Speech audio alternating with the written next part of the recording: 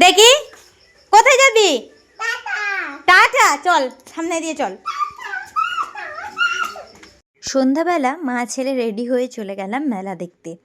আমাদের এলাকার মধ্যে সবথেকে বড় মেলার মধ্যে এটি একটি। আগেরটি ছিল পৌষ মেলা, যেটি একদম আমার বাড়ির পাশে হয়। তবে আমি ব্লগ করতে পারিনি, কারণ ছেলেকে নিয়ে সেদিন আমি একাই বেরিয়েছিলাম। ওর বাবা কোনোবারেই আমাদের সাথে যেতে পারেনি বাড়ির কাজের জন্য। আর এটা ছিল আমাদের একটু বাজারের দিকে মেলা, দাঁতন গ্রামীণ মেলা। এই যে বাজারের প্রথম গেটটা ক্রস করলাম, রাস্তায় আর অন্ধকারের মধ্যে সেভাবে ভিডিও করিনি। তারপর মাঝখানে একটা রেল গেট ছিল, আর সেখানে হয় প্রচুর প্রচুর প্রচুর মানুষের ভিড়।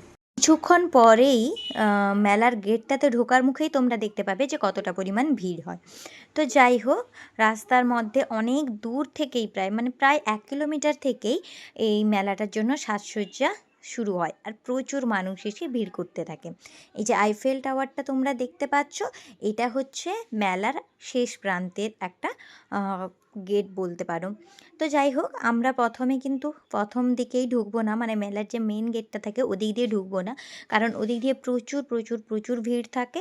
আর আমি যেহেতু ছেলেকে নিয়ে আজকে এসেছি, তাই আমরা পেছনের গেটটা দিয়ে ঢুকবো। দেখতেই পাচ্ছ কত গাড়ি।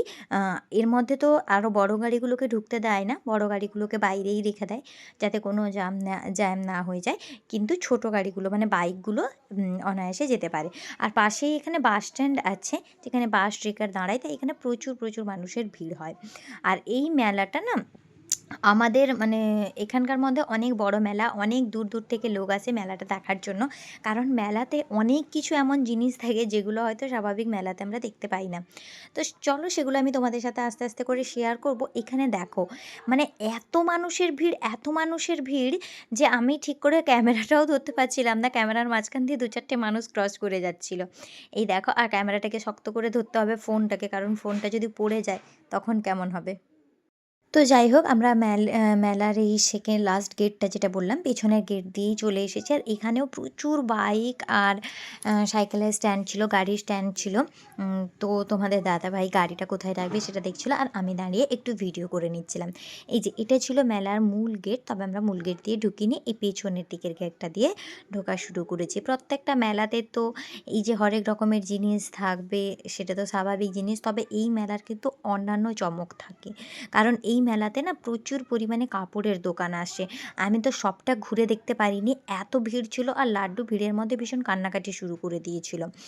তাই আমি বেশিটা ঘুরতে পারিনি। অল্প মানে এক মেলাতে 45 মিনিটও থাকিনি।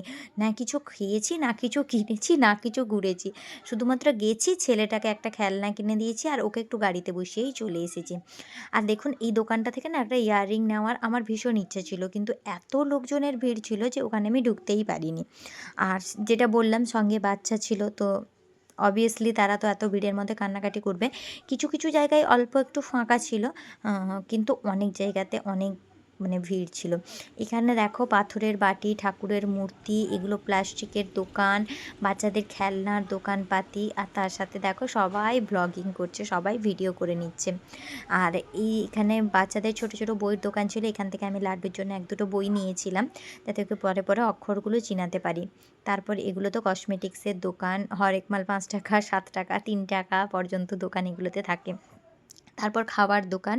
আর তারপর আমরা চলে গেছিলাম একটু নাগরদোলার দিকে। এই যে বাচ্চাদের খেলনাপাতিগুলো আছে, নাগরদোলা আছে, ওখানেই একটু আমার ছেলেকে গাড়িতে বসিয়েছিলাম, কারণ ও মেলাতে গেলে না এই গাড়িতে বসতে ভীষণ পছন্দ করে, ভীষণ ভালোবাসে।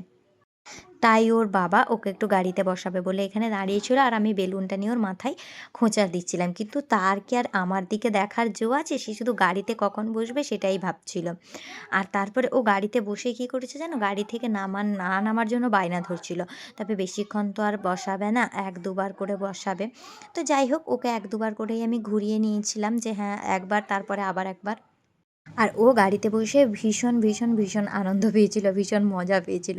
তাকে আমি বারে বারে ডাকছিলাম, আর ও আমাকে সাড়া দিচ্ছিল। তো যাই হোক, ও গাড়িতে ঘুরতে ঘুরতে আমি এটা ভিডিও করে নিচ্ছিলাম একটু, যাতে পরে তোমাদের সাথে শেয়ার করতে পারি, আর ওকেও দেখাতে পারি। ওই জিনিসগুলো ভীষণ পছন্দ করে।